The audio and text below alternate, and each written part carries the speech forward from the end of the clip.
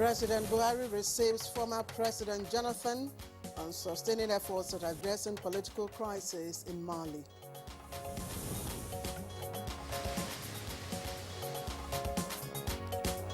Inculcate risk communication in your campaigns. Sound the danger of COVID-19 to Nigerians.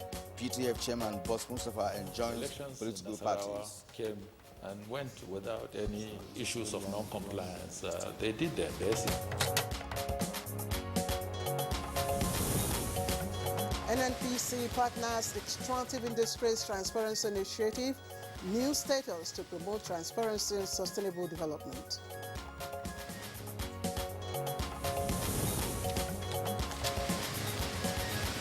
On Good Morning Nigeria today, we shall discuss COVID-19 accelerating humanitarian services.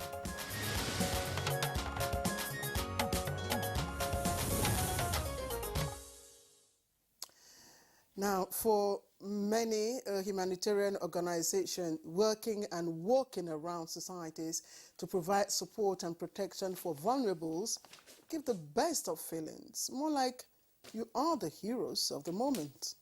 I can't agree less. In a world filled with insecurity, bothered from war situations, worries over disasters, turmoil, strife, hunger, and other vicissitudes of life, the world has never needed more humanitarian touch and services than this moment. Well, amid a ravaging coronavirus pandemic, it is, of course, imperative to draw attention to what humanitarian workers all over the world are facing in an attempt to bring succor to those in their need anywhere and everywhere, and, of course, within the needed time. And the huge sacrifices being made by humanitarian workers to see that the vulnerable populations are given succor in the different parts of the nation is worthy of mention and, of course, commendation. Now, since the COVID-19 pandemic reared its head in, of course, this part of the world, we've had reports and accounts of kidnapped, maimed, and outright loss of lives of humanitarian workers. And in addition, not forgetting the lockdown occasioned by the COVID-19 scourge.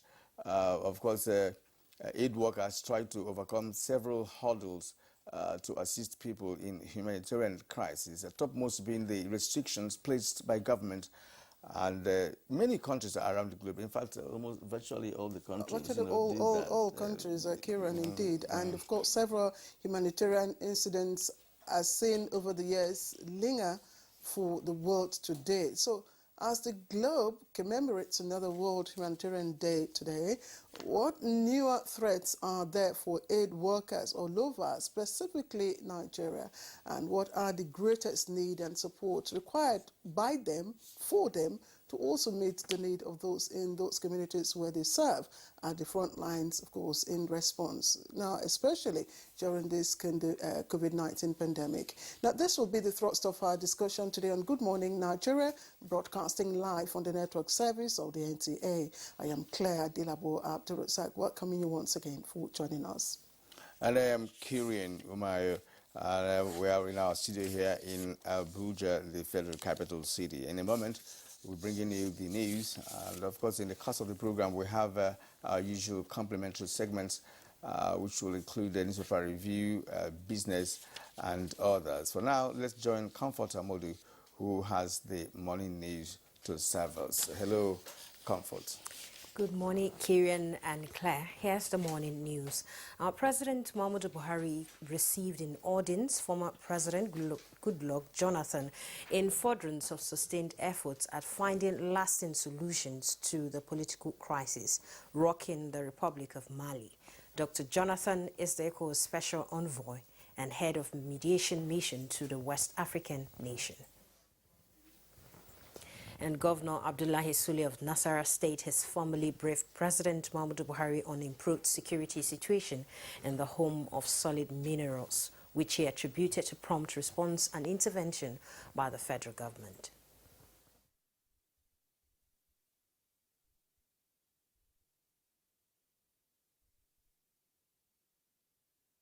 I had to express great appreciation to Mr. President, one, for accepting to set up the third military mobile police training college in Nasarawa State. And it is set up actually at a place that has a lot of jungles and used by kidnappers and armed robbers in the past. So it was very successful. The project has been completed. We commissioned it last week, and everything went very well.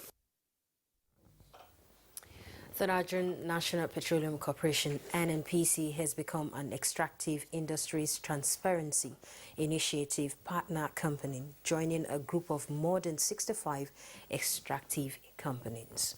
A statement by Group General Manager Public Affairs Division, Nmpc, Dr. Kenny Obateru, says the new status would require that the Nmpc publicly declare support for the extractive industry principles by promoting transparency throughout the extractive industries and provide opportunities for sustainable development. The statement adds that the Extractive Industry Board Chair, retired Honorable Helen Clark, welcomed the company's commitment to the industry, stressing that NNPC plays a vital role in Nigerian's economy. And Nigerian's Minister of Finance, Budget and National Planning and former EITI board member Zainab Ahmed stressed the importance of ensuring that natural resource wealth contributes to sustainable development. Meanwhile, the Group Managing Director, NMPC, Milik Kyari, affirmed his company's commitment to the EITI and reiterating that becoming an extractive industry supporting company aligns with NMPC's corporate vision and principles of transparency, accountability, and performance excellence. The Speaker, House of Representatives, Femi Gbajabiamila, has made a case for African parliaments to urgently join local and global efforts to push for the cancellation of external debt owned by various countries on the continent. The Speaker made the call during an online meeting with speakers of some African parliaments on debt cancellation for the continent from multilateral and bilateral partners. Is the need for us to reflect on, one, the processes that led to Africa's heavy indebtedness in the first place. Two, the role parliamentarians can play to address this going forward. And three, what assurances we as parliamentarians can give our borrowers that if our debt is cancelled, the freed up resources will be invested in social and economic development of our citizens. And Information and Culture Minister Lai Mohammed has inaugurated a 5-man implementation committee post-COVID-19 for the creative industry.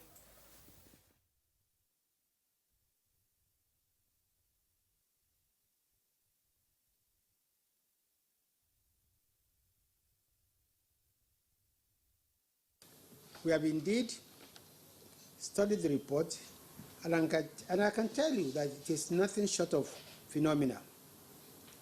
The committee went beyond the call of duty to do a thorough forensic audit of the creative industry like it has never been done before. Meanwhile, Secretary to the Government of the Federation and Chairman of the Presidential Task Force on COVID-19, Boss Mustafa, has urged states where elections would hold and political parties to join in sensitizing Nigerians on the danger of COVID-19 by inculcating risk communication in their campaigns, especially in rural communities. The SGF stated this shortly after receiving the Governor of Nasarawa State, Abdullahi Sule, in Abuja. My message to them is to follow the Nasarawa model, which has worked very well. As a matter of fact, the elections in Nasarawa came and went without any issues of non-compliance. They did their best. It was a limited election. It was a House of Assembly election. But I think by and large, we use this opportunity too to really commend the Governor of Nasarawa State. Mostly within Nasarawa, people actually gave the social distancing during voting, and they were wearing their masks, and they washed their hands. We had sanitizers, and everything went well. And the Nasarawa State Governor also appealed to Nigerians to support the Presidential Task Force on COVID-19 by adhering strictly to all safety guidelines. Meanwhile, the Nigerian Center for Disease Control has confirmed 410 new cases of COVID-19 across 16 states, bringing the Nigerians' caseload to 49,895. The breakdown of the new cases revealed that Lagos tops the daily chart with 210 cases, followed by the FCT with 45 cases, while Ondo has 30. Plateau recorded 20, Edo has 19, Ogun 16. Oyo recorded 13 new cases. Nasarawa has 12, while Bauchi recorded 12, and Enugu reported 10. Also, Kwara recorded 7 new cases. Kaduna has 6, Anambra 4, Ebonyi 3, Abia 2, with Rivers having just 1 case. And the NCDC says the country has discharged 37,051 persons with 981 deaths so far. That concludes the morning news. As consumer needs change with the impact of coronavirus pandemic, experts are encouraging businesses and firms to evolve ways of approaching the new normal while scaling their skills to stay afloat by leveraging on technology. Also, key players suggest that businesses take advantage of organic certified goods that have competitive advantage in the international market, such as ginger, turmeric, hibiscus, sesame, and soya bean, while building digital skills and innovative ways of boosting sales. For people who want to go into export of agricultural commodities into the international market, they need to understand first what the territories that they want to export their products to. In terms of having market intelligence, they have to understand Incoterms, which are the different terms used for export, because for every contract that you get, there are Incoterms that you need to understand, and then you also need to understand the maximum residue level of the country that you want to export your product to, so that you don't invest money and then the product gets rejected. And you also need to understand the standards that the product that you want to export requires to get into that market. And trades on the floor of the Nigerian Stock Exchange closed positive after today's session.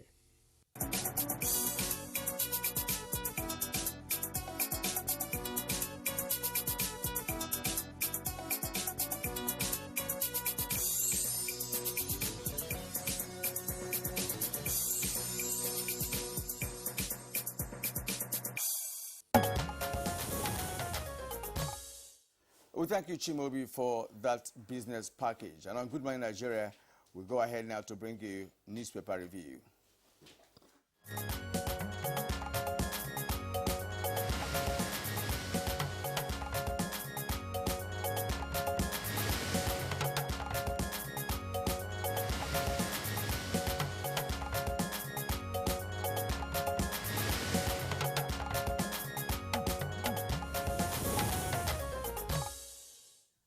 Okay, Bayo is here. Bayo, good morning. Good morning, Claire. How are you today? Very well, thank you. Good to see you. Same Good here. morning, Kirian. Good morning, Nigeria. Yeah, but it's good to see you today. Thank you. You're welcome. And let's begin with the Nation newspaper. The Nation newspaper. Above the nameplate, we have 3 headlines there. First, 12 pilots evicted after police siege to Abuja hotel. It's on page 28. Police probe dirty fight between Ohakim and the woman. That's on page 5. Fleeing bandits behind crime in Nasarawa, says governor.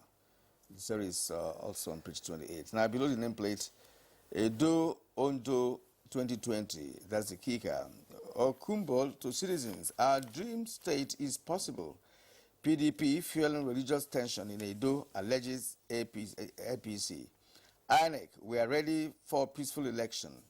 Teachers endorse governor for re-election. More on that you can get on page 7 of the Nation newspaper. Federal government plans 3.1 trillion naira for debt servicing in 2021. It's on page 5. And then the Prime Minister arrested in Mali mutiny. That's on page 5. You can see the photograph of the Malian president, Keita, there. Now, the lead story this morning on the Nation newspaper is that 774,000 public works jobs. PDP lawmakers reject slots. 774,000 public works jobs. PDP lawmakers reject slots. We had two others to that. Minister allocation and mere privilege. Nigerians will be beneficiaries.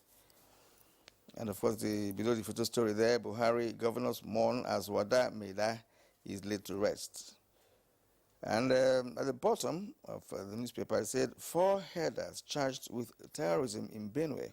It's on page 6. COVID-19 stories, of course, on the table can be found on page 4 of the Nation newspaper. That's all about the headlines here this morning on Nation newspaper. Claire. Okay, I have the Daily Sun, and its lead story, it's on COVID-19 lockdown, and it reads, "We are broke," attributed to the governors. The writers speak for themselves.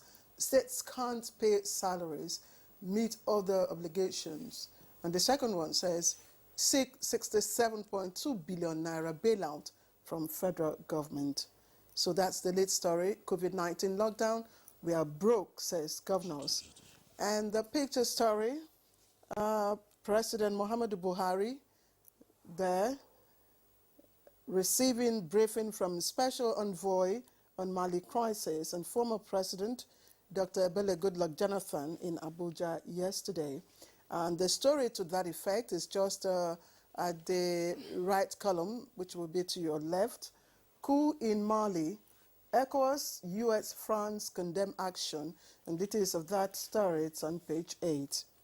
Okay, let me come down again to the bottom of the picture story. Stories trending at the foot of the paper. You find NBA, that's a Bar Association confab. Lawyers threaten boycott over choice of El Rufai as speaker. Odinkalu others lead protest against Kaduna governor. You can find the details of that on page 26. And the NGA, Kalu others, Man Wada Meida on page 26 as well. Let me also bring you some stories trending on the right column. Carrington offered me U.S. asylum in 1995 before Abacha arrested me, attributed to former President Obasanjo on page 6. Now, blasphemy. Sharia Council backs death sentence for Kano singer. Asks Ganduje to execute judgment immediately. It's on page 6. And just on the right topmost part of the paper, where you find the name caption, NLC vows to expose people playing politics with lives of Nigerians. Okay, that's the outlook of the Daily Sun and the Nation bio. So well, let's get on. A picture of former President Goodluck Jonathan briefing President Muhammadu Buhari. You recall that he is the special envoy for the crisis in Mali. Incidentally, just as he was briefing the president by the early hours of today, it has been announced that the president of Mali, Keita, has resigned.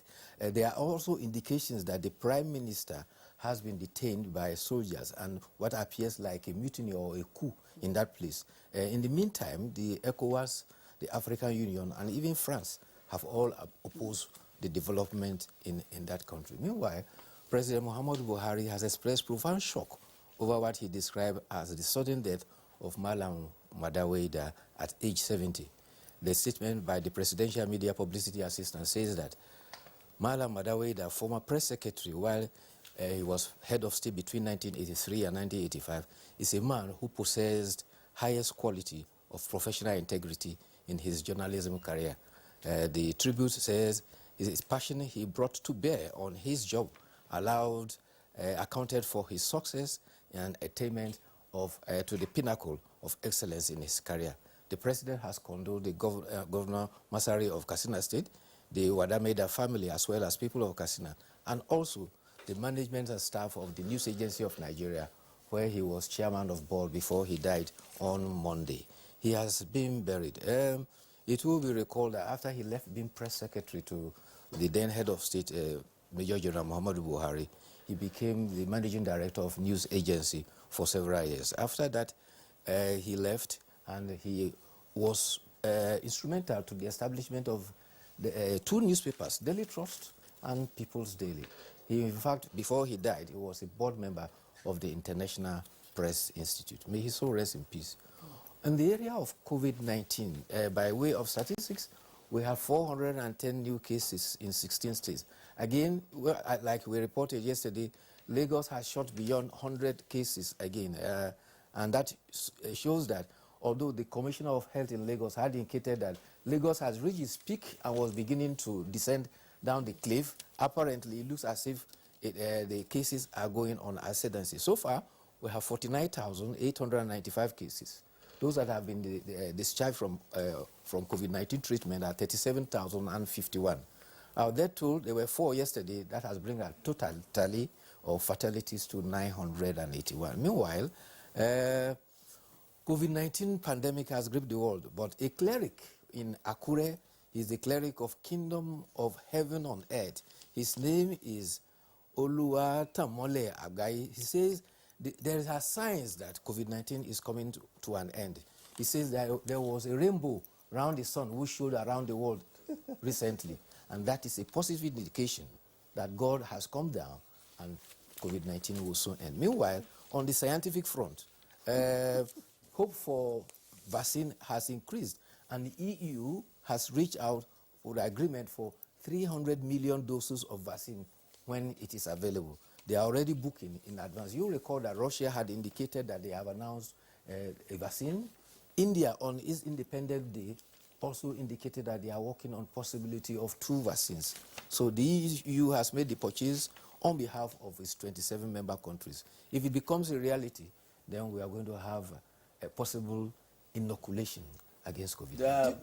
They are purchasing vaccines that are yet to be produced. They are booking in advance.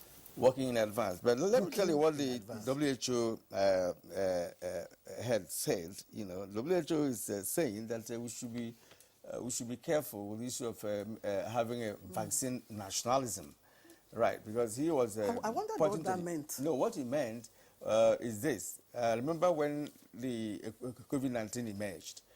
Countries became nationalistic about it. First of all, when it comes to the personal protective equipment, some nations hoarded such equipment and refused to even sell to other nations. I recall that America, particularly at a point, it did not want to sell to any other country. And so it was China that was, good enough, generous enough to also send to many parts of the country, especially countries where they have businesses. So that's what happened. So he's saying that if this vaccine comes out, that we should be generous about it. People should know, like the EU has already paid for the 27 countries, which means that if you come from an EU country, before it leaves EU to any other part of the world, of course, they must have, made sure that all the EU member nations and their citizens must have been inoculated before they can allow any vaccine to leave EU. So that's what he's saying, that it's not good enough. And it was one of the reasons why the pandemic escalated, because we were so nationalistic about it. That's what he meant by vaccine nationalism. Yeah. Well, you can't run away from vaccine nationalism. Every nation is striving to protect its citizens. Exactly. So if there is you find a therapy or a cure or a protection elsewhere, every nation will rush to it. Exactly. The danger here, however, is that the commercialism that is being introduced into it, so much so that some parts of the world are discrediting other parts of the world because they are not the one who are coming up with the possible vaccines. Yes. We live in one world. There is a pandemic which is challenging all the world. If there is a possibility of a vaccine, accept it, test it, and make sure that it has potency and where it comes from. Exactly. And the issue of making it a national thing is another matter. Like Russia last week or 2 weeks ago said, look, they have come up with something. And the rest of the world, I'm not sure every nation acknowledged that in terms of the authenticity of what they have. Because many nations said, look, that has not been properly tested. Even when Russia has said, look, they have passed 3 stages of testing. In fact, President Putin said that it has been administered on his daughter, and the daughter is doing fine. But even in Russia itself, some medical experts have said they cannot vouch for the integrity of that vaccine. Again, it's part of the international politics. Yes, and the business is this. There are over 100 pharmaceutical companies across the globe that are working on this vaccine. So, if somebody comes out now, it will undermine their own... Okay, let me change this narrative. Yeah. I want to talk about the issue of the rainbow bio. The rainbow that you mentioned about, the biblical narratives, on the rainbow, of course, would indicate, the, Supreme God remembering his covenant with man, you know, and of course his anger receding thereof, you know, wherein he promised not to destroy the world, you know, and all that. But there are those who don't believe in that. Well, it's not scientific. The scientific explanation for a rainbow is that light coming from the atmosphere passes through a prism-like environment, and therefore it occasions a dispersal of light. And that is what you have colors in the royal beef: red, orange, indigo, violet, that you call rainbow. So that is the scientific explanation. That has always been the case. So the issue of likening that rainbow to the pandemic is not. I don't understand that. Everyone according to their faith and what they believe. That's a spiritual aspect of it. Yes, right? But I wonder how the pastor got to know that this rainbow can be seen across the globe. You know, he's in Nigeria here. So how is he sure that people in America will see the rainbow? Because if he says the rainbow across the world, that is, people can see it across the world, then of course we may agree that God is responding to the issue of COVID-19. Two critical stories about criminality. You recall that there is, in Oyo State, there was persistent killing in Akinyele local government. The man who was responsible for killing about five persons had been arrested. He was paraded July 7th, but unfortunately, he's said to have escaped from police custody. But meanwhile, 2 policemen are to appear in ordinary room trial. They are being held accountable for the escape of the man. The Commissioner of Police, Peter Nwonu, has indicated that they will make sure they find out where these people are. The Inspector General of Police and the Oyo State House of Assembly has also insisted that that guy has to be fetched up. The other area is in Kaduna State. An NGO by name Coalition of Northern Groups says that it has resolved to establish a non-governmental organization to accommodate all stakeholders and find a lasting solution. And they have put a finger on what they think is the causes of the crisis in the southern Kaduna. They say it is bad politics, economic realities, as well as government action perceived as positive or negative as a factor responsible for the current crisis. They are now setting up 2 committees to try and see how they can interface with all stakeholders. And by the way, we understand that Evans have also been sentenced. Did you hear that? Well, not quite, but I think in the initial case was that Evans had a case that he had no case to answer. He has lost that, and what that entails is that he now has to prepare for his defense. As at the last count, what I was following up, he had no counsel. So when they came to court, the judge tasked the Lagos State government to provide him with counsel for his defense. Okay, the editorial bio and Kieran today is on how to solve petroleum import and export mess. That's according to the editorial on The Punch.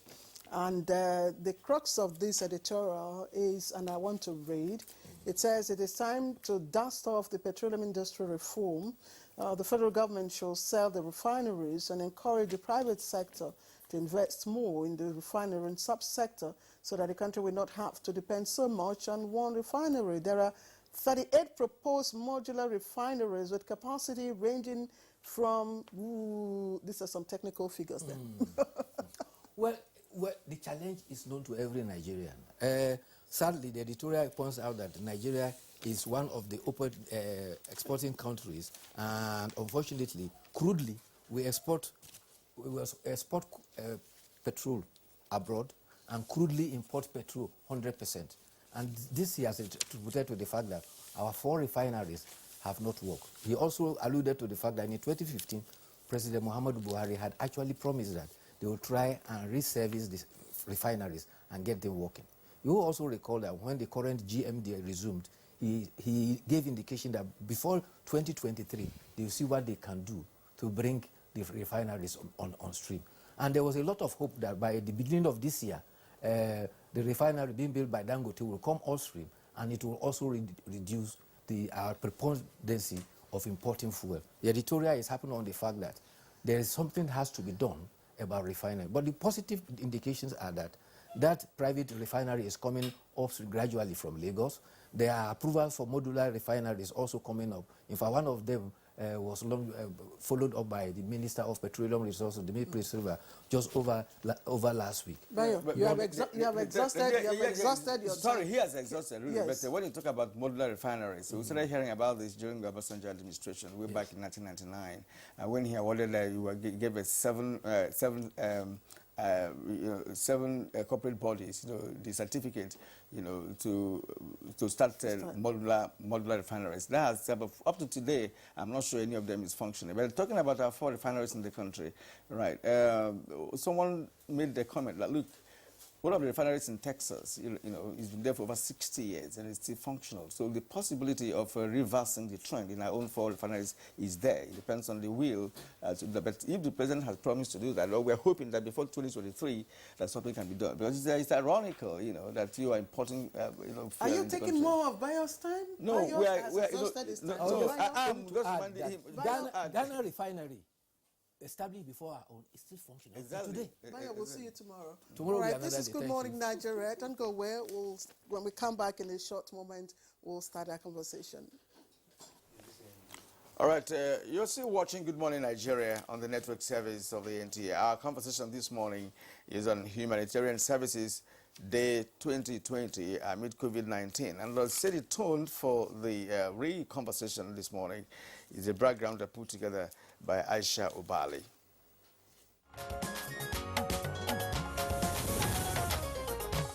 In 2019, about 12 humanitarian workers were killed in the northeastern part of the country for their selfless work and their belief in core human values. This is twice the number of aid workers killed in 2018. 2020, with the ravaging coronavirus pandemic, the country between May and July witnessed the attacks and killing of some other 5 aid workers. With a spike in insecurity issues, banditry, kidnapping, as well as communal clashes, there have been an increased displacement of people with devastating impact on women, girls, many children orphaned in several cases, property destroyed, collapsed infrastructure and basic services in parts of the country, forcing an increasing demand for humanitarian services. Various organizations and partners, both local and foreign, in charge of humanitarian support are trying to complement government efforts by addressing short-term and long-term needs of affected persons with food, medicines and medical instruments, as well as skill acquisition towards improving their livelihood in different regions of the country. However, lack of access to some locations due to mounting insecurity has been a major challenge for so many humanitarian workers. Some of these workers have also become soft targets for terrorists. With the coming on board of the Federal Ministry of Humanitarian Affairs, Disaster Management and Social Development, there is hope that the humanitarian needs of Nigerians will be met. Already, the ministry is doing a lot in terms of humanitarian aid to affected Nigerians. The ministry has also been up on its feet during the current COVID-19 pandemic by assisting many Nigerians with palliatives. Today, being World Humanitarian Day, guest on Good Morning Nigeria will be looking at some of these humanitarian issues and much more in accelerating humanitarian services.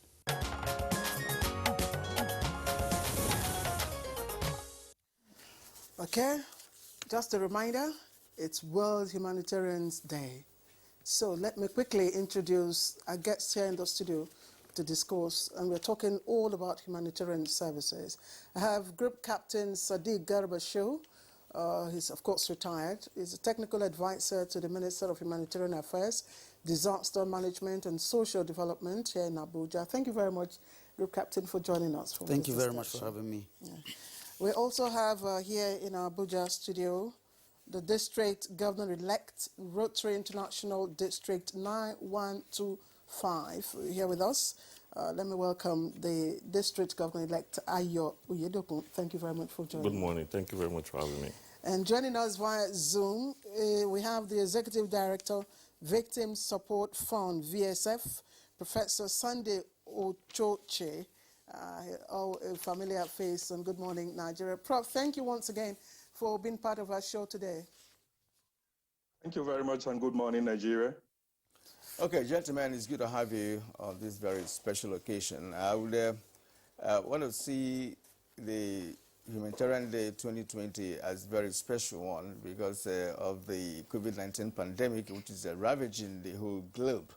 And in every nation, some group of persons or sections of populations actually require some level of humanitarian aid.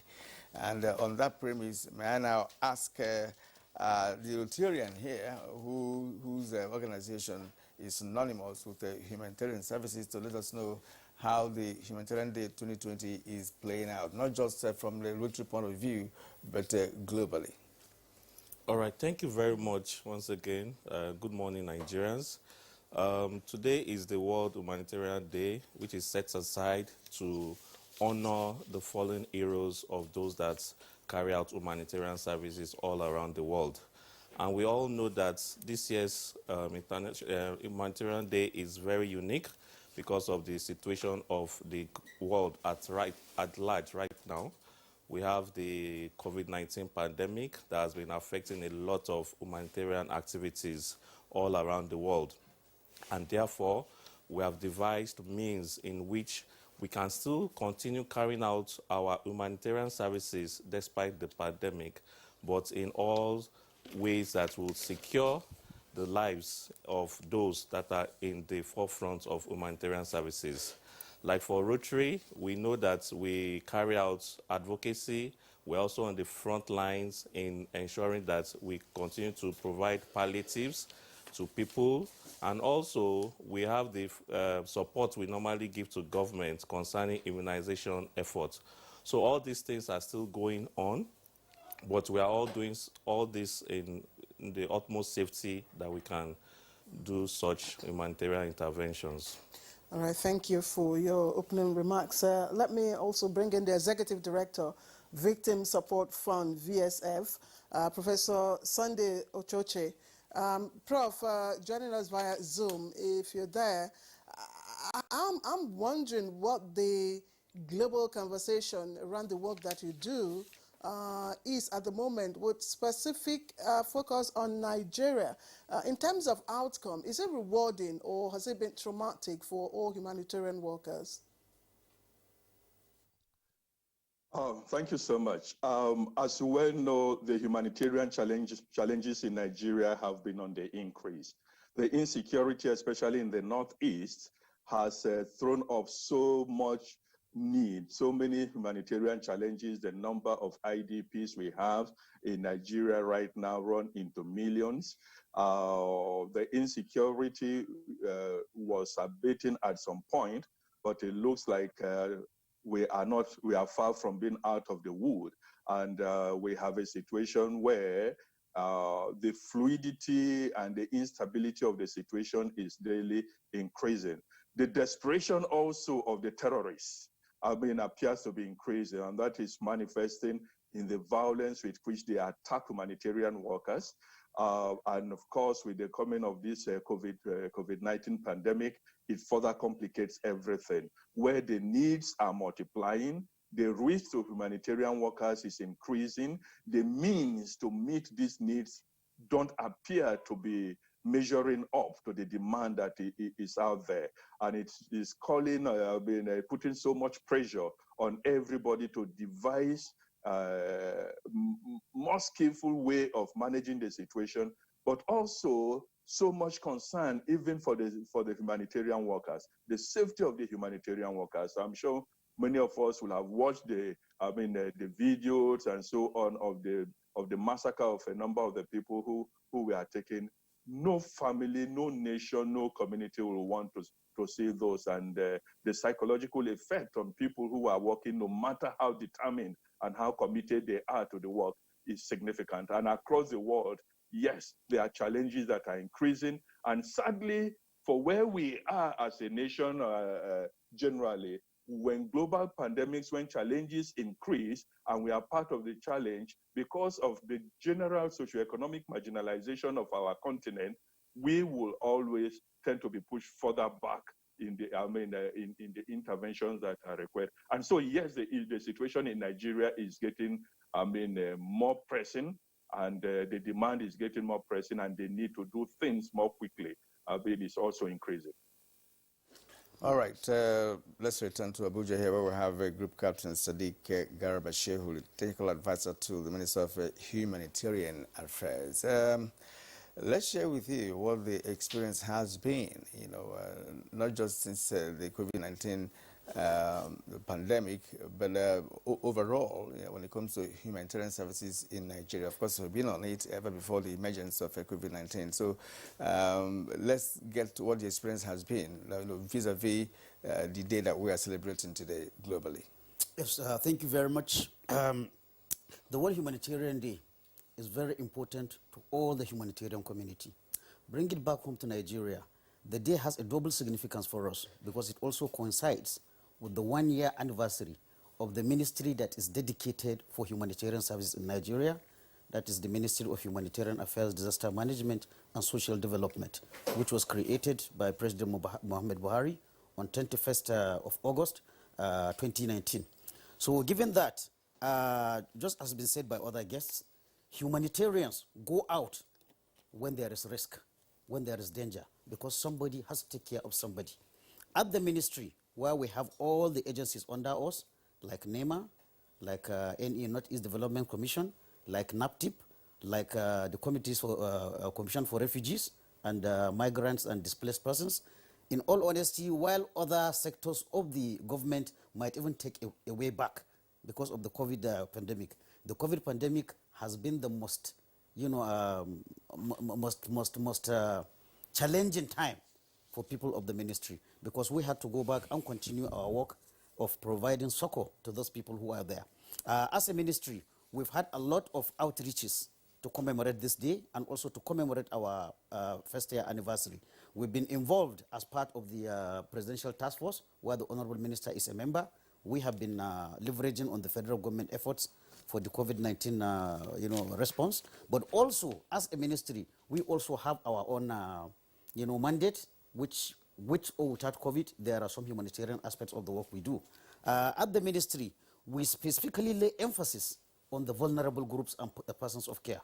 This includes IDPs, refugees, migrants, elderly, because in normal situations, these are people that could easily be forgotten while issues are being discussed. So we make sure that these people are factored in, and we have been having outreaches. The minister has been all over the country, visiting these persons of concern and making sure that they are not forgotten in the scheme of things. Okay, let me, Captain, let me retract a bit and ask you to probably give us a sense of understanding of how the Ministry of Humanitarian Affairs and Disaster Management is pretty new, as you have indicated. It's 1 year. You're also marking 1 year today, you said.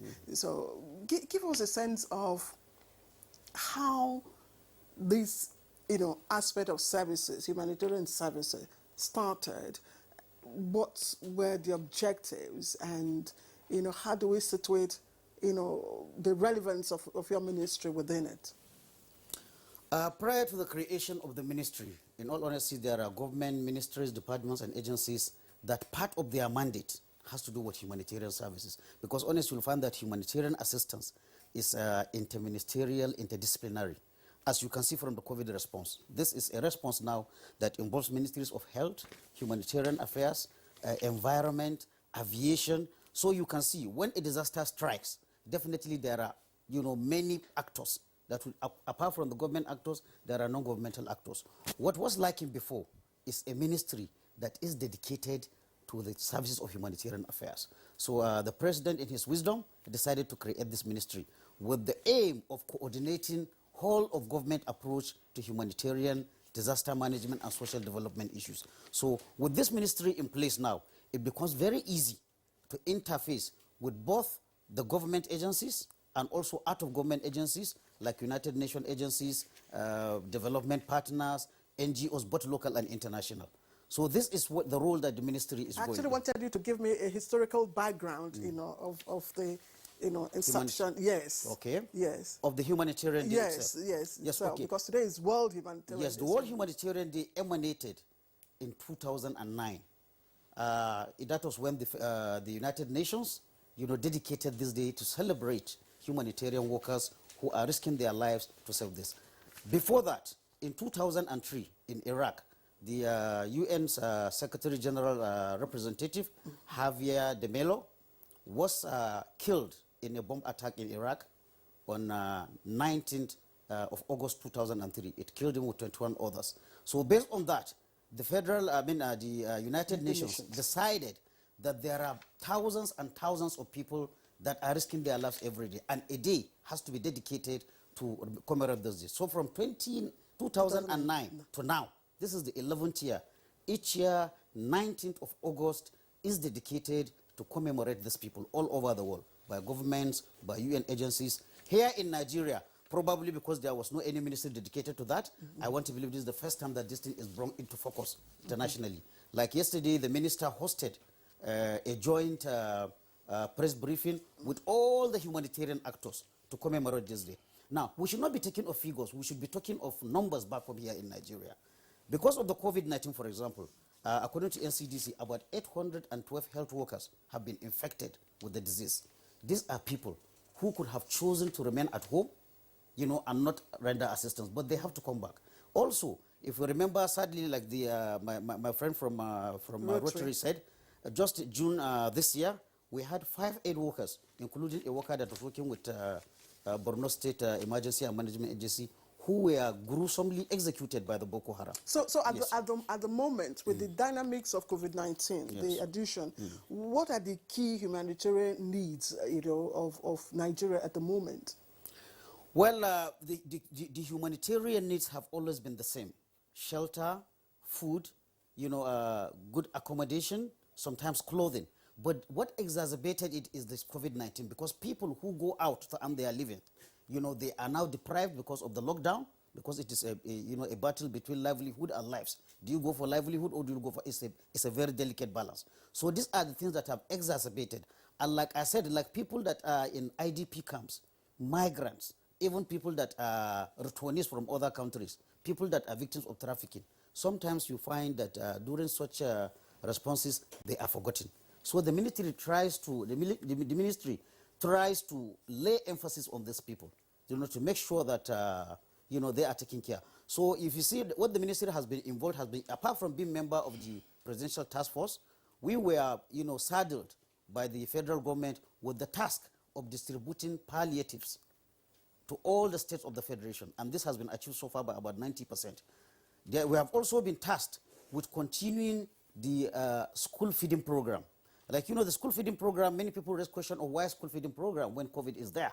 The issue is this: it is unanimous by health and child care experts that when a child is growing, good nutrition is, you know, very necessary for mental and physical development. Now, most of the children that are benefiting from this, you know, school feeding program, some of them, they are from very poor backgrounds. The only place where they get this, their nutrition, which they need for physical and mental growth, was during the school feeding, during normal times. Now with the COVID, schools were closed. The president, in his wisdom, said that, well, schools are closed, but the nutritional needs of these children still continues because they are still growing. And if a certain age, you know, the experts are unanimous, if a certain age, a child is deprived of nutrients, in all honesty, that would give birth to idiots, mental idiots, moral idiots. You see a child of 6 years, but his mental capacity is like that of a 2-year-old. So the president tasked the ministry to find ways of tracing the children to their homes and continue to feed them. Because the only investment that a nation has is for its future leaders. If we allow ourselves to have children that are maldeformed or malnourished because of the COVID-19, it will not go well for the country. Yes, you know, why many Nigerians have to criticize that aspect of what you just explained, you know, feeding the children while at home, because of the logistics, you know, of course, you know, tracing the children from home to feed them and all of that may be very, very cumbersome. Yeah, well, because from what you have said, it does seem that it was not very difficult for you to do, and that's appreciated. We thank you for that. And right now, let's go to the Rotary man with us here. How can we strategically, you know, prioritize our humanitarian response plan during this COVID-19? Okay, thank you very much. In addition to what the group captain said, you know, the humanitarian crisis needs to be addressed. What actually leads to all this humanitarian crisis? We know that political unrest is one of such factors, We know that the increased rate of poverty is one of those factors. We also know that the communal crises that are brewing all around are these things that lead to humanitarian crisis apart from the natural disaster. So when we are able to address some of all these situations that lead to our humanitarian crisis, then we can be able to reduce the rate of increase of the interventions that is needed. And what areas can we intervene? Like he has rightly said, there's so much humanitarian interventions that has been going on. We also, as an humanitarian service organization, think that education is one of the areas in which we can help curb this humanitarian crisis. Why did I say that? When there's lack of peace, definitely it will lead to crisis. So we as Rotary has come up with the education of individuals. We have 7 areas of focus, and one of the areas of focus is peace and conflict resolution and prevention, in which that we try to educate the people, that there's no need to fight, there's no need to war against one another. So we have scholars that help to prevent cases in which would lead to crisis, where we now be having displaced individuals, when we now have people that are being trafficked. So we're able to arrest that route. I think we'll be able to prevent more of these humanitarian services that needs to be carried out. However, in our own perspective, we support government by helping provide water, for children.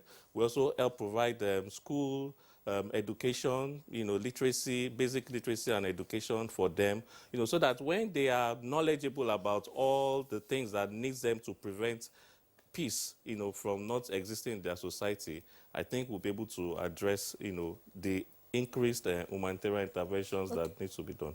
Okay, we'll come back to, for you to give us your strategy, approach, because humanitarian services is not just something you just do. There must be targeted approach, at targeted people. But let me bring in the Professor Ochoche here, and I'm wondering, from research, we understand that the Nigeria's humanitarian response strategy plan puts the data of those in dire need of humanitarian services at nearly 8 million people, of course, comprising, women, children, men, boys, and all that. I'm wondering, what is the dynamics that COVID-19, has introduced in the humanitarian needs of Nigerians? Thank you so much. As some of my colleagues already said, there are a lot of factors that generate these humanitarian needs. The security situation is very, very critical to it. And generally, the state of poverty is so critical to generating a lot of the humanitarian crises that we have. So we already had insecurity that was endangering a lot of us, especially in the Northeast. As we are aware, we now have serious crises in the Northwest and the North Central part of Nigeria. The banditry and insurgency appears to be spreading well beyond the Northeast, and therefore displacing people. And as people are displaced, they are also disconnected from their traditional roots. They are disconnected from their means of production. And with that, poverty begins to increase, all the needs begin to increase. Now, COVID-19 came with a major health challenge. The federal government had to respond accordingly. And in particular, at the beginning when it had to lock down a number of the states that were affected. The level of poverty in Nigeria, we know so much that majority of Nigerians who are working are daily workers. They survive, they are sustenance economic activities they are involved with, daily work and daily income. The lockdown in COVID suddenly took that away. There was no warning, And these are people with ordinarily no savings. These are people with nothing, down there, to resort to in times of need. At the best of times, they are already in serious need. The poverty level in Nigeria is very high, very serious for majority of Nigerians. And so COVID came. It came with the health challenge itself, and with it, with social lockdown, with economic lockdown, and so many Nigerians suddenly locked up with no food, with no water, with nowhere to go.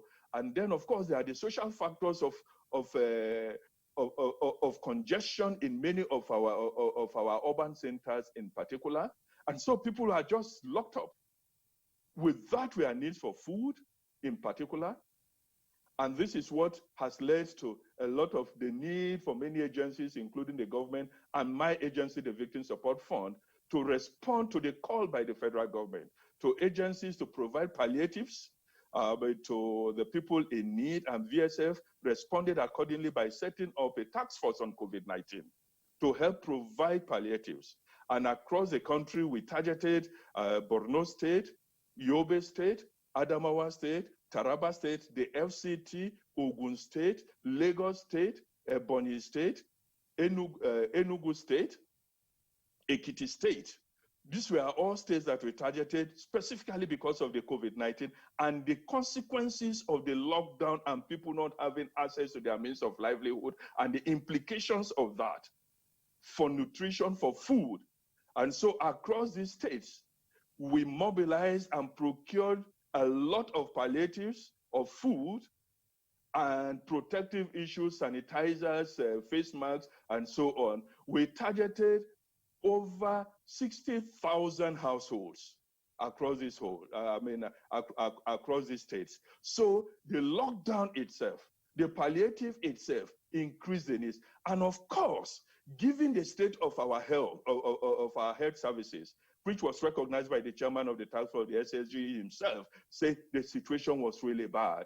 Apart from supporting citizens directly in the communities, we also had to support agencies that were responsible for carrying out the health needs. And so, for example, the NCDC that is critical to a lot of the coordination around the pandemic, we had to step in to provide state-of-the-art communication facilities for their headquarters that link them up to their different offices so that they are able to have right up-to-date information and communicate with offices, which has significantly increased their capacity to respond.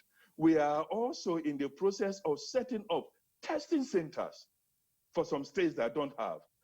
In particular, we are targeting Kogi State and Cross River states to provide testing centers because testing is also very, very critical to responding appropriately to the pandemic. So yes, the pandemic created new, and many agencies, including the Victim Support Fund, responded accordingly beyond what we are traditionally doing to the new dynamics created in the provision of palliatives and providing support to the agencies that are responsible for managing the process. But let me, first of all, appreciate him, for this explanations that he made. It does appear that the Victim Support Fund is a strategic establishment that has a grasp of what this situation is all about. Because from the targeted states you mentioned, and of course the 60,000 families you said you targeted, I just hope that you also were able to meet up with the palliatives that they are required. You have done a very constructive and well-structured program according to your explanation. But I just want to ask you, you said you are planning to establish a test centers for Cross River State and Kogi State. Why are you specifying those two states? We have been working very closely with the Federal Ministry of Health. They have, and as well as the NCDC, they are the professionals. They are the ones who have the information, they have the data.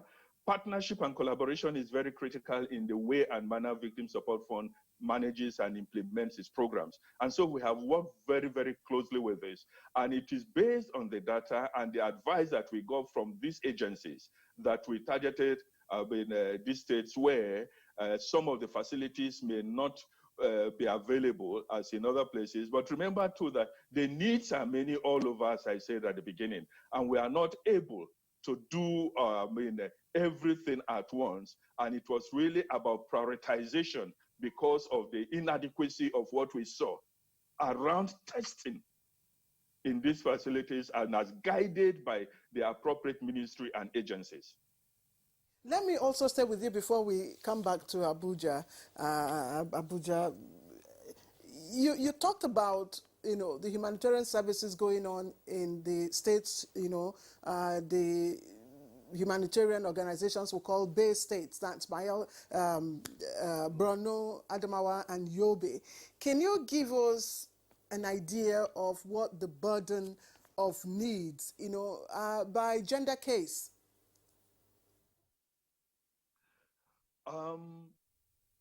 Immediately for the pandemic, I'm unable to give you the specific data on gender, disaggregated data on gender. But like I said, the pandemic only added new dimensions to the humanitarian needs in these states. The major humanitarian crises in these states were created by the Boko Haram insurgency. And we have been there for years addressing this. And the gender dimension had been critical for us in responding to the insurgency-driven humanitarian crisis. And so, for example, the livelihood issue program and intervention of Victim Support Fund is one of the biggest portfolios that we have. And in this, we have the Women Economic Empowerment Program. This was one of the projects that was launched, one of the first projects that was launched by the Victim Support Fund. The Women Economic, we realized that because of the particular way in which the Boko Haram insurgency has attacked and affected communities, it has generated so many women-headed families now that women have become breadwinners. Men have been killed, husbands have been killed, people are displaced, and women are having to look after themselves and look after children. And so it became critical for us to respond to support these women who have to take new responsibilities of providing for families. And so the Women Economic Empowerment Program, we started by identifying first women in IDP camps. Now we are working in communities, wholly. No longer in that, because a number of the IDP camps, people have moved back to communities because of the improvement of the situation. And at the beginning, 4 years, 2015, when we started, we identified women with capacity for generating economic activities. And we started by giving them 20,000 grants. We organized them into savings and loans associations, identified CSOs that are working in those areas that we also capacitated to support these women.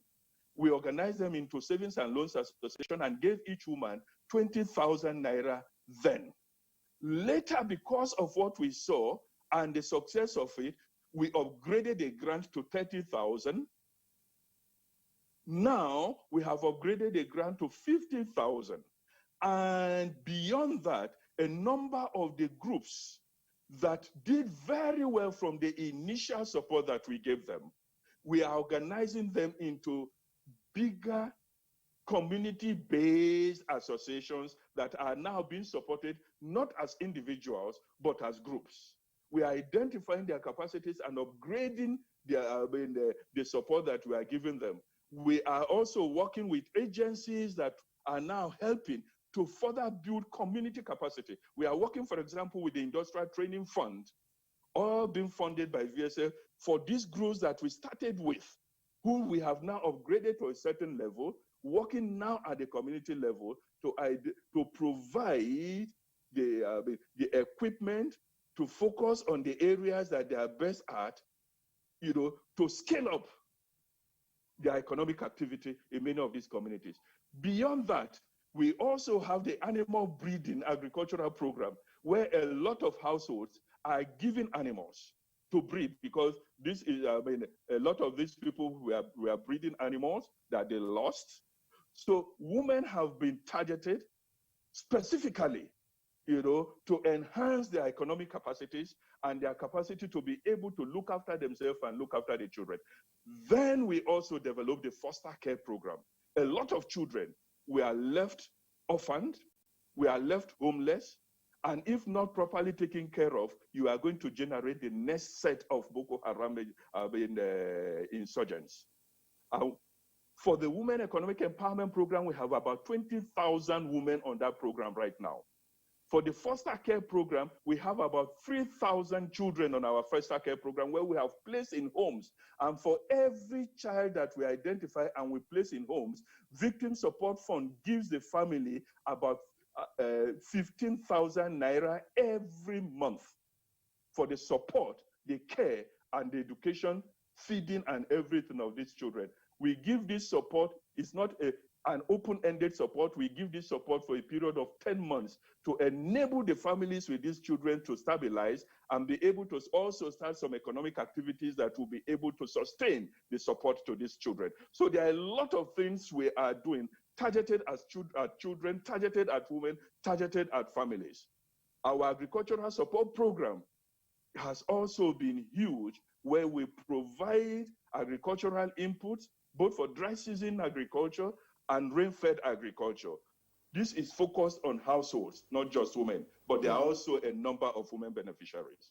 Professor Sunday Ocheche, that's a very comprehensive approach to what you are doing. And I want to bring in Group Captain Sadiq Garba Shehu here, who is from the Ministry of Humanitarian Affairs. You've listened to Professor Ocheche, and you read out some of the activities of his organization.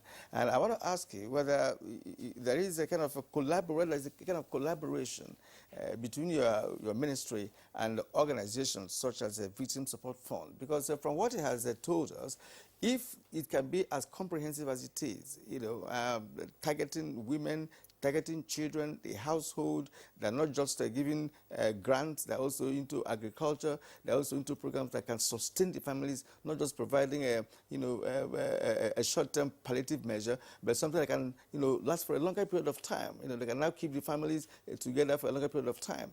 Now, is the ministry into this kind of a comprehensive approach to humanitarian services? Thank you very much. As the name of the ministry implies, it's Ministry of Humanitarian Affairs, Disaster Management, and Social Development. Now, the issues of humanitarian affairs is bringing succor and alleviating suffering. The issues of disaster management is to ensure that when disasters strike, whether man-made, whether natural disasters, that we take actions before the disasters to prevent, we take actions to manage during the disasters, and then we try to build resilience into the communities. The issues that were raised by Professor Ocheche have to do more with other mandate of social development. Under the social development mandate, the ministry, when it was created, the National Social Investment Program was transferred, which hitherto was under the office of the Vice President, was transferred to the ministry. Under this NSIP, we have several programs that go to ensure that people move towards from reliance to self-reliance. And then, for example, we have the Empower program. The Empower program is targeted at young Nigerians, either graduates or even the ones that are not graduates but have skills. In this program, we provide grant to them over a period of ranging from 2 to 3 years.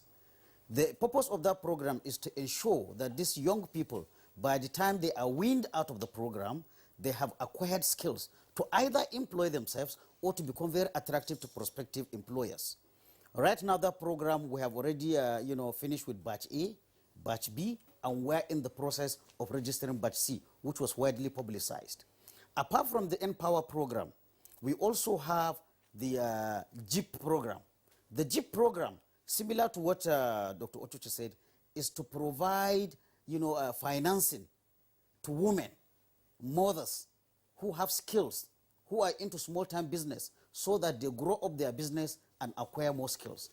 This program has also touched the lives of thousands and thousands of Nigerians. Apart from the JIP program, we have the conditional cash transfer. The conditional cash transfer is a program where a register was hitherto, since 2016, a register, the National Social Investment Register, was designed to capture the poorest and the most vulnerable in the community. How do we arrive at this poorest and vulnerable community? We involve stakeholders like local government officials, like traditional rulers, and in some cases, it is the communities themselves that decide that even though we're a poor community, family A or family B or family C are among the poorest. When these people are identified, we give them a stipend of 5,000 each month. Hitherto, before the outbreak of the COVID, it used to be a bi-monthly payment. That means each recipient receives 10,000 at any particular time. But with the coming of the COVID, the president instructed that we should pay 2 months. So that's 20,000. And this also has touched the lives of many, some of which we have success stories of people that, moving from that program, whether it is the JIP, whether it is the conditional cash transfer, they have been able, to start businesses on their own and to support their families. I would also like to say, concerned with gender, female-led households, as a result of either deaths from the insurgency, are one group of people that we consider as vulnerable groups. Because in all honesty, culturally, economically, is the man that bears the burden. When a family have lost their breadwinner, this burden falls on the woman. We identify these households and we also give them special attention, in our giving our palliatives. Another group that we also look at is the elderly. The elderly here, we define anybody that is above 65. We also, it's when people are old, they are no longer into any productive venture. So when we are doing our interventions, we also pay special care to these people. Do you also pay special care to people of special needs? Exactly. In fact, in the ministry, we have a special advisor to the minister on people living with disabilities. So everything we do, like for example, there's a center in Kamajiji here around Abuja.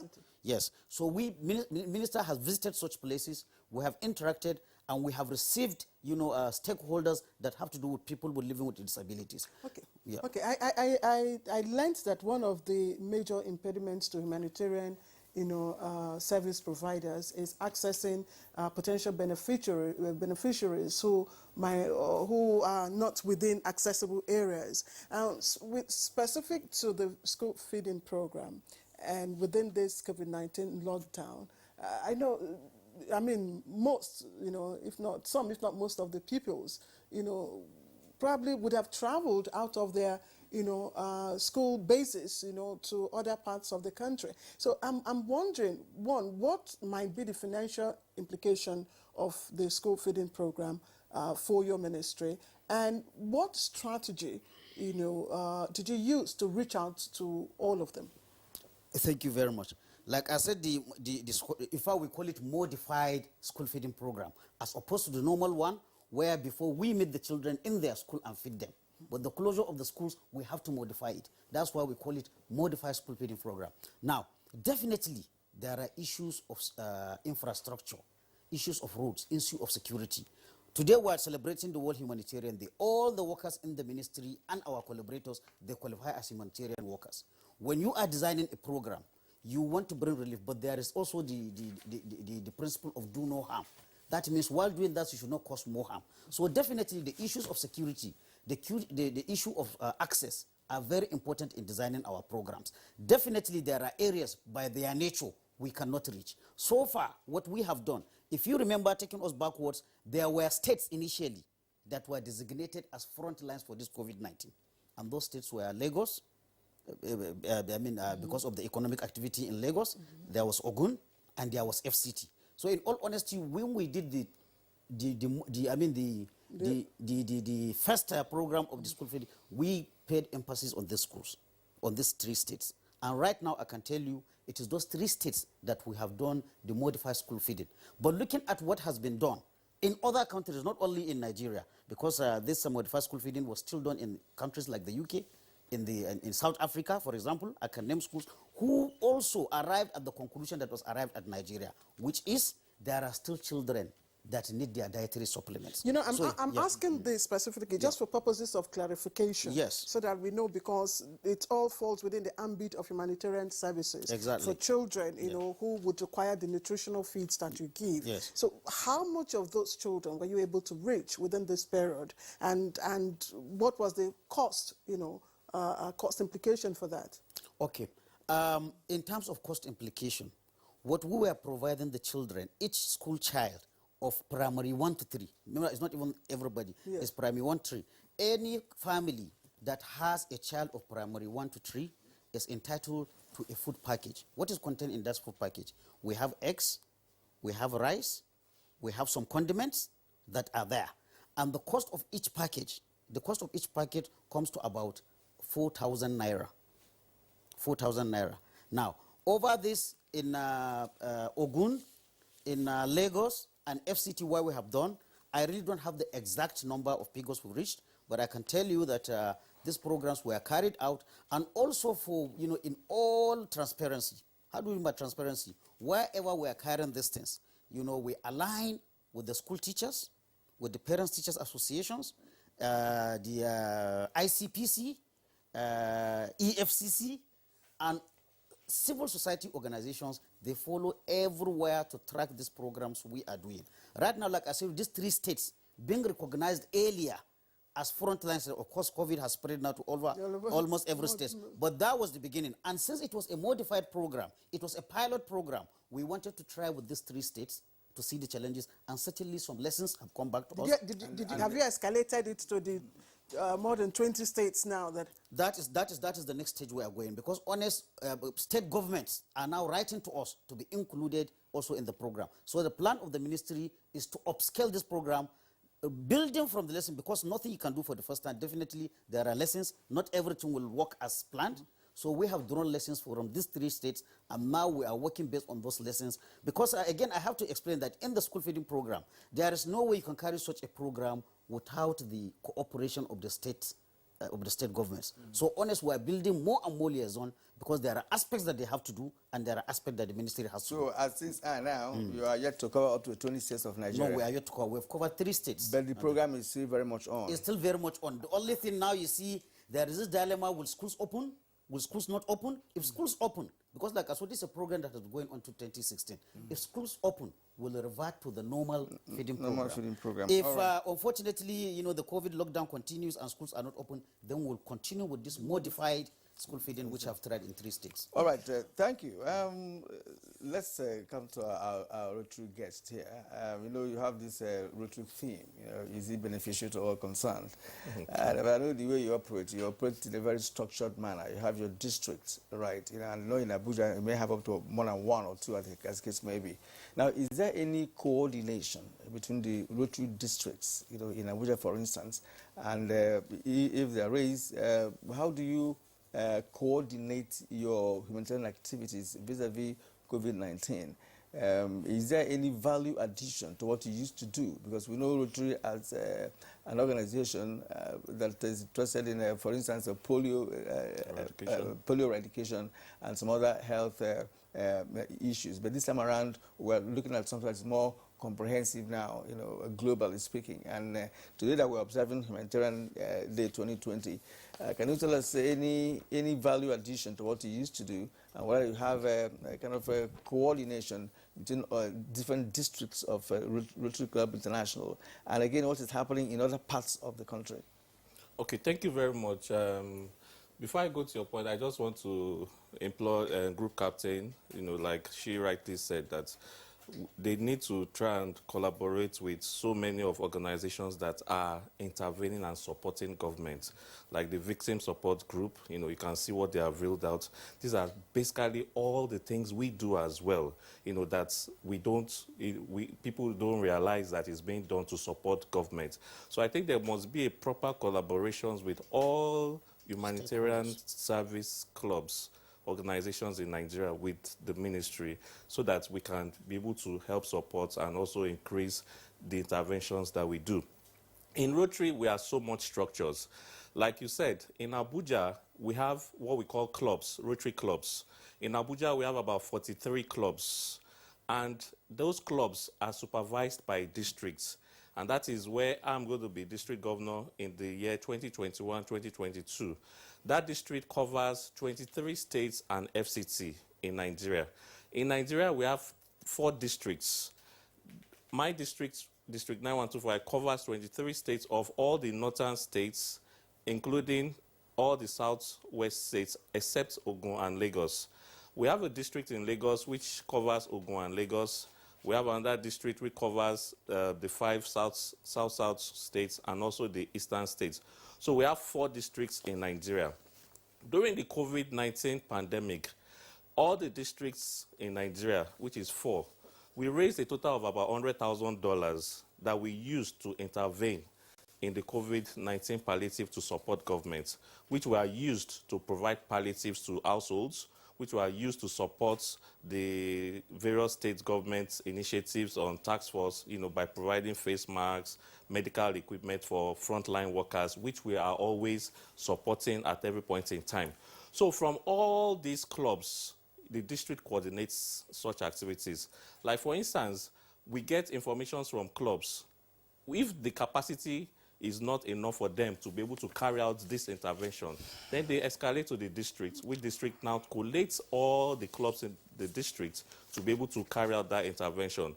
For instance, we had a news in Ijabisa, in Buhari local government, that they don't have water, the wives were leaving their husbands, and the district governor, thought it wise that let's go and visit that community and find out why they don't have water, And we went there, and to tell you, we are going to start digging a borehole in the next couple of days. How do you identify potential beneficiaries? Do you just, since you're not yet collaborating with the Ministry of Humanitarian Affairs, do you just cast your net and whoever it catches becomes a beneficiary? Not exactly. We do community needs assessments, and this community needs assessment is done by the various clubs.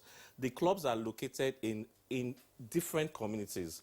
Like, for instance, the Jabisa that I was talking about, we had clubs in Kubwa, which is near the Buhari local government. So they get informations about needs that are expected from each community. So they go to the community, they ask them, we heard about this. Is this what you want? What can we do? How can we intervene? What has government done? Where has government reached? So that we don't duplicate what government has done, but we try to support whatever government has done. Like, for instance, they might come up and say there's a primary health center in one of these local government areas that is dilapidated. We can always go there and say, okay, let's rehabilitate it, but we would involve the government. We don't do things without the government. We let them know that, maybe, for instance, we have to go to the FCT health sector and tell them that there's a need here that's been brought to us. We want to do a rehabilitation of this primary health center and also support. Then they'll give us the go-ahead. Then we go ahead. So we do community needs assessments, and these clubs are located in all these communities, bring the information, for us to now be able to intervene. When the cost implications is larger than what the club can do, they bring it to the districts. And like he said, there's grants. We can get global grants from Rotary International, and we can get as much as 30,000 to 100 that's an area we would speak to once we come back from this very short break, Kiran. This is Good Morning Nigeria. We're having an... All right, we thank you for staying with us up to this moment on Good Morning Nigeria. At this point, we'd like to return to Professor Ochoche. Professor Ochoche, you have indeed made this program a very exciting one, and by reeling out a good number of programs and activities that you are engaged in, which is so pervasive and has actually touched the lives of many people who are in need in different parts of the country, especially in the northern part of Nigeria. But one may be wondering as to how do you raise your funding? How do you get funding for all of the things you are doing? Because I know that the federal government actually doled out some money for palliative during this pandemic. I'm not sure you benefited from that. We want to know the source of your funding. And again, do you have a monitoring mechanism in which to evaluate some of the activities that you undertake? Because you are so specific about the things that you have achieved But one would also like to know whether you really have a kind of a monitoring mechanism to further authenticate, some of the things you told us that your establishment is doing across Nigeria. Thank you so much, sir. First, the issue of the source of our funding. Let me say that we are a private sector-led initiative in partnership with the federal government. As for the history of the Victim Support Fund, you'll recall that sometime in 2014, under President Goodluck Jonathan, at the height of the Boko Haram crisis, when the humanitarian crisis were reaching a point that government alone could not effectively manage, the president invited the private sector under the leadership of General T.Y. Danjuma to help support the efforts of the government. And the group, the team, the committee under General Danjuma was tasked with raising the money, first and foremost, of raising the money, of identifying who the victims were, of identifying how they have been affected, determining what type of support they required, and administering the support. And so they carried out a fundraiser during which, like you said, yes, government made a donation, a one-off donation to the committee. The Victim Support Fund is not a government agency. Like I said, we are a private sector-led initiative in partnership with the federal government. So we are not on the national appropriation. We do not receive funding, apart from the initial donation at the beginning from the government, there has been no other fund from the government. So the bulk of the funding of the Victim Support Fund has come from corporate and individual Nigerians. And the funds that were raised then is what General Danjuma and his team have been managing. Of course, it's made up of some of the most astute businessmen and men and women of great integrity, and that all those elements they have brought to bear in the management of these funds. I, as the executive director, I'm responsible for the day-to-day operations of the Victim Support Fund. But the strategic management of the funds and the assets of Victim Support Fund remains with General Danjuma and his team, and they keep close watch and managing it in such a way that it is able to provide sustainability for us to where we are and still for some time to go.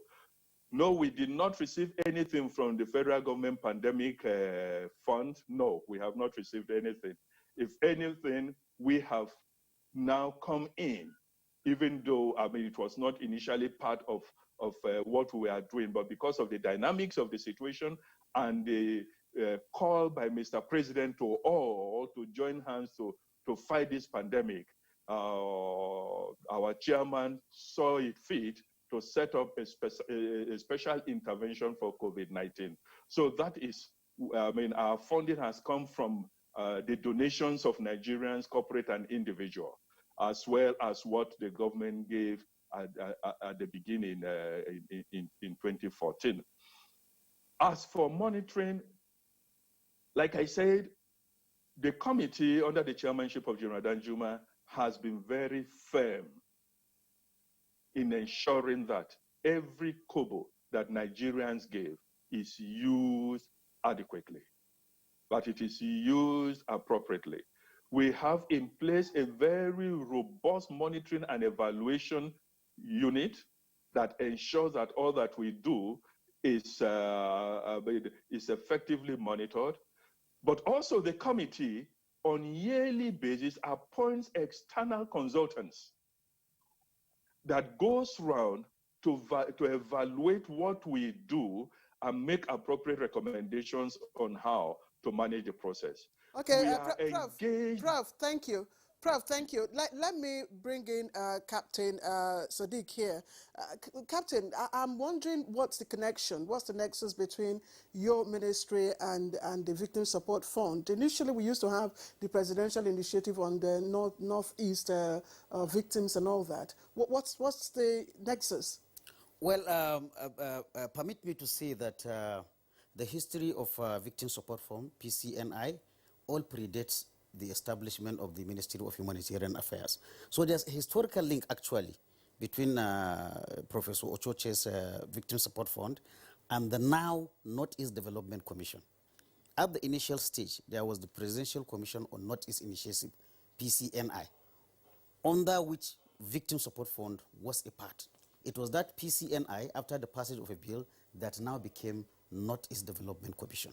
But government, its wisdom, you know, I think Victim Support Fund retained its own identity as an independent, while the NEDC, which was given birth from Pcni, is now under the ministry. So again, with terms of stakeholders, in all honesty, the first thing that the minister did on assuming is to map out all the stakeholders in the humanitarian district.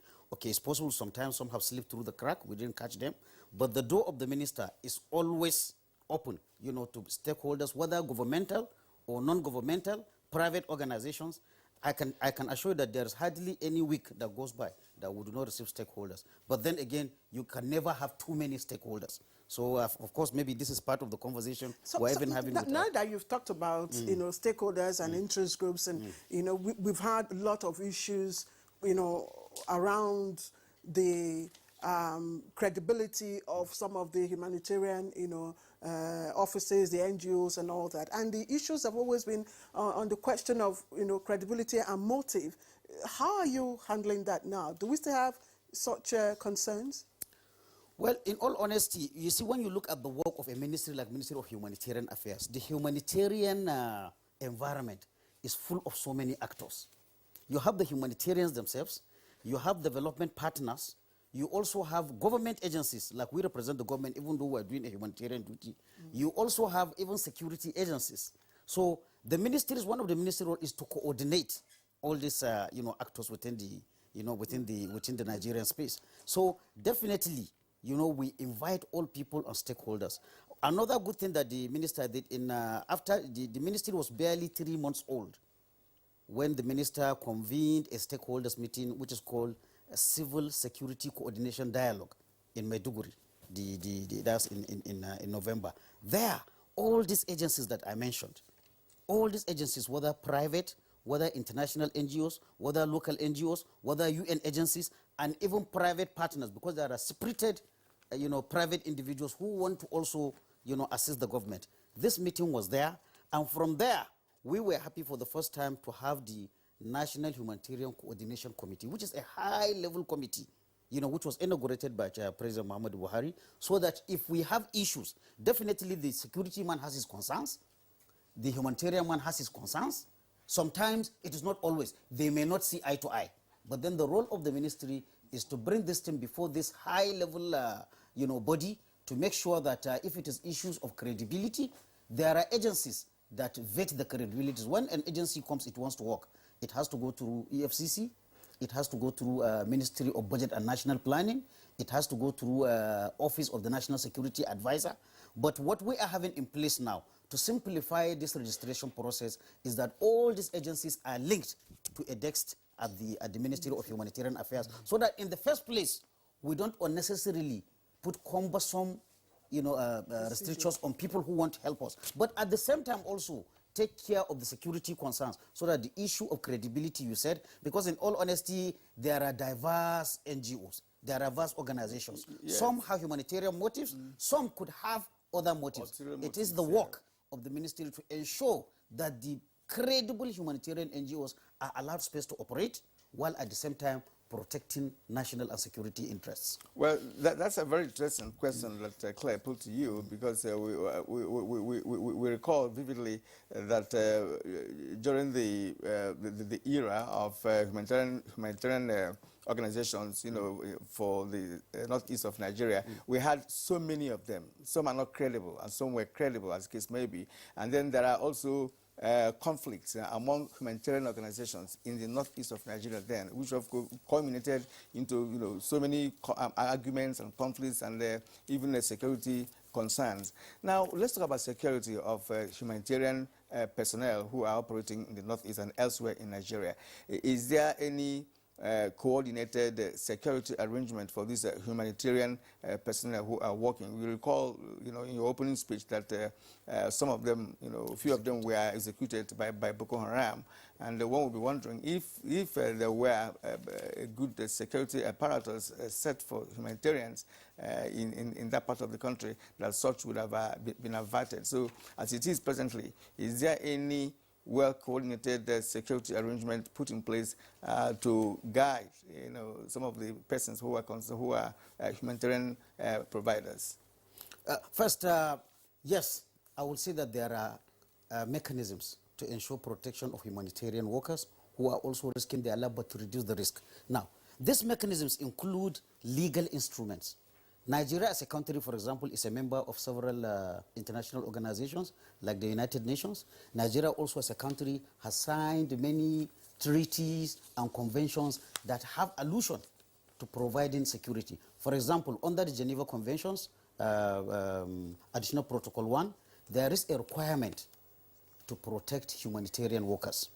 There is also a treaty on the safety of UN and allied personnel, which Nigeria has signed, under which any country that has signed that is supposed to provide security for humanitarian workers, their accommodation, and even their means of transport. Apart from that, there is also the duty as a sovereign nation. Anybody, whether NGO, any person who happens to be under the territory of Nigeria, Nigeria has a duty to ensure the protection of safety of the state. So what we do in the ministry is to ensure that we constantly remind all the stakeholders the duty on the security forces to protect these people, and also on the other hand for the humanitarian NGOs to operate strictly under the guidance of good humanitarian donorship, the principles of humanitarian action like humanity, independence, while at the same time also reminding them that the country as a sovereign nation, there are issues of which under security a country might decide to do. But what we always advocate, you understand, is to make sure that the humanitarian has the humanitarian space to operate, and also the security people have also their, their digital. It's not an easy thing. It's a balancing. Yes, but sometimes yes. The security Kiran is talking about is not even security, injury from, state actors. It is actually injuries from non-state actor groups, who attack, even humanitarian shelters at random. But let's pause you for a while and take our tweets. We've got quite a number of tweets that are responding to your contributions this morning. Kiran? Yeah, let's begin with Motana Farouk. He says, President Buhari's administration has tremendously invested in humanitarian services, likewise some private sectors and individuals. However, the impact of all that is not much felt because of the high level of poverty in the country. They should focus more on empowerment.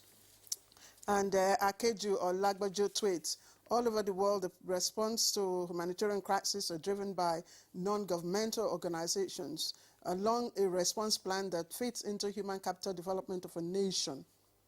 Akimbo Wafesta says, my heart hurts when humanitarian and aid workers are senselessly targeted and killed in the line of duty. Government must provide adequate security for humanitarian and aid workers and do more to tackle the humanitarian crisis than litter our country.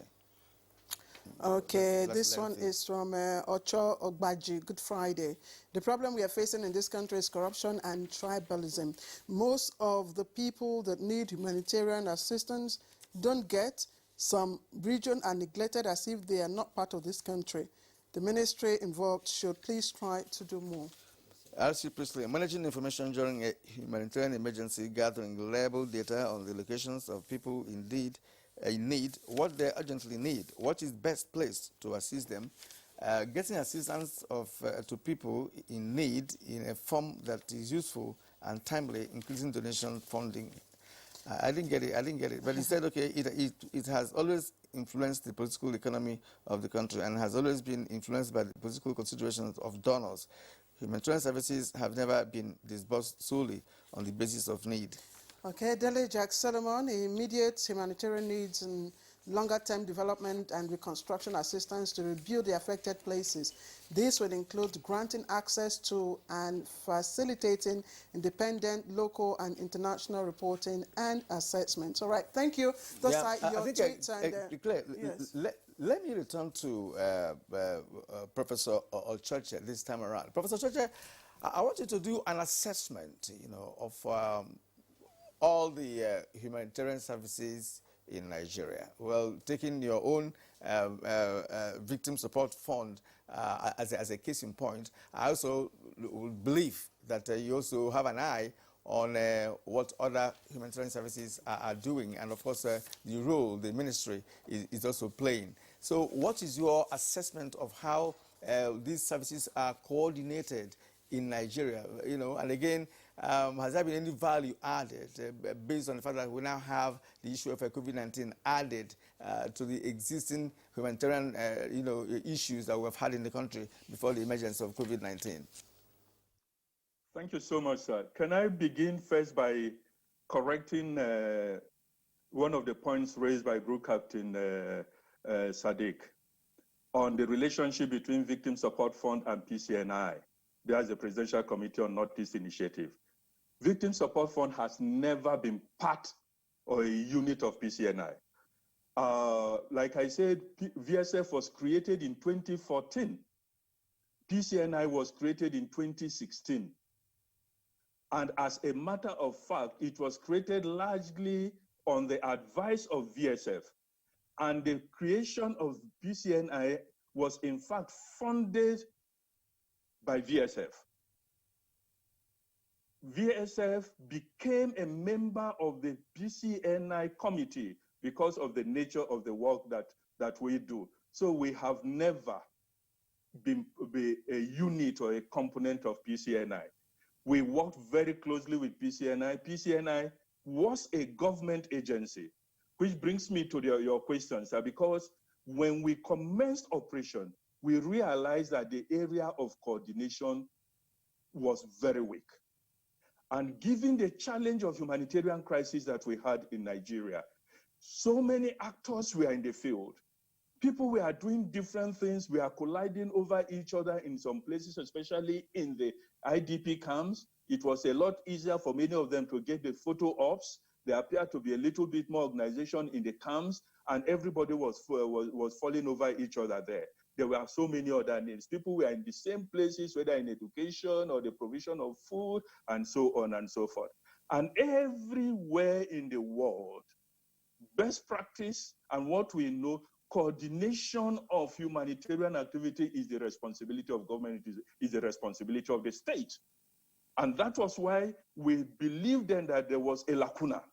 There was a gap that needed to be filled in the area of coordination. And the emergence of Pcni was informed largely by that need to have an agency that will coordinate everybody, including VSF. Yes, they were coordinating us, but we are never a part or a unit of VSF.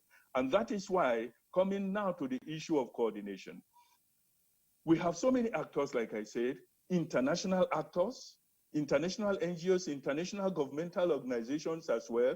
We have many national actors. And coordination in situations like this becomes very, very, very important. It becomes very critical. And the ministry right now has that responsibility, including taking on what Pcni had for the Northeast, which is now largely being handled by the Northeast Development Commission in that regard. Even in this pandemic, VSF has received invitation from the ministry, for the Minister of Humanitarian Affairs, indicating their areas of interest and concern and where VSF could help support. As a matter of fact, some of the states that I listed where we have intervened with support for the pandemic was informed by the letter to VSF by the Minister of Humanitarian Affairs that these are some of the major states of need. And it will be useful that VSF can also support or join them as we work together. So that is an indication of the level of coordination the ministry is doing and how we are collaborating with them in the work that we are doing. Prof, thank you. Thank you. Let me quickly come back to the studio, just less than 60 seconds from each. And I just would like to again ask you before Mr. Oyedekun would respond. Would you say that our country response to our humanitarian needs have been specific to the underlying issues rather than, you know, addressing the periphery, you know, the signs, the symptoms? The fact is that the COVID-19 is upon us. So in government, in responding has to do both the immediate response of addressing what is happening and then at the same time not shying away from what were the underlying causes. You know, the COVID response brought immediate needs. Definitely the government has to act the immediate needs. Pari passu with that, we also have to continue looking at what were the causes of this something so that for future... Yes, so far, have we been able to address both the causes and the symptoms and the immediate impact? Well, I would say, in my personal opinion, I think right now what we are doing is addressing the symptoms. Until we have the COVID-19 is over, of course, we are taking lessons of what led to where we are now. Okay, what do you think? Well, in my own opinion, I would say that we are still paying lip service on the root cause of what is affecting humanitarian services. And the more we're able to deeper into addressing that cause, the less of whatever interventions that we'll need. Poverty still prevails, political unrest still prevails, banditry still prevails, and that is an education and mediation that we need to come into to ensure that we prevent such from escalating so that we will not have humanitarian crisis in our hands. Well, it is historical that humanitarian crisis will never come to an end. I mean, it has always been there globally, right? So, of course, there are causes, symptoms, and what have you. But what is important is that we are responding to what we have as the, you know, immediate one that we have. But Kieran, sometimes it does end because, you know, crisis more pressing needs in other parts of, yes. If you're talking about ending, we're talking about, you know, Western world, we are more developed than others. They still have such crises, humanitarian crisis. That's why we have Red Cross and what have you elsewhere across the globe, right? So, gentlemen, it's been wonderful, you know, talking to you this morning. It's been a robust conversation. And first of all, let us appreciate Victim Support Fund Executive Director, Professor Sunday Ochoche. Professor Ochoche, we appreciate you for the insights, you know, you brought into the program this morning. Thank you very much. Yes, and of course, the Group Captain Sadiq Garba Shehu, the Technical Advisor to the Minister of Humanitarian Affairs. It's also been great hearing from you this morning. Of course, let us know that your ministry is just 1 year old and you're already grappling with the many issues of humanitarian affairs. Thank you for coming. Day after tomorrow, please, our anniversary, we invite NTA to be part of that. Okay. And Ayo Oyedeku, District Governor-elect, Rotary International District 9125, Abuja. We thank you for coming on the program. Thank you very much for having me. All right. Now, at this point, let's take some sports news before we round off today's edition of Good Morning Nigeria.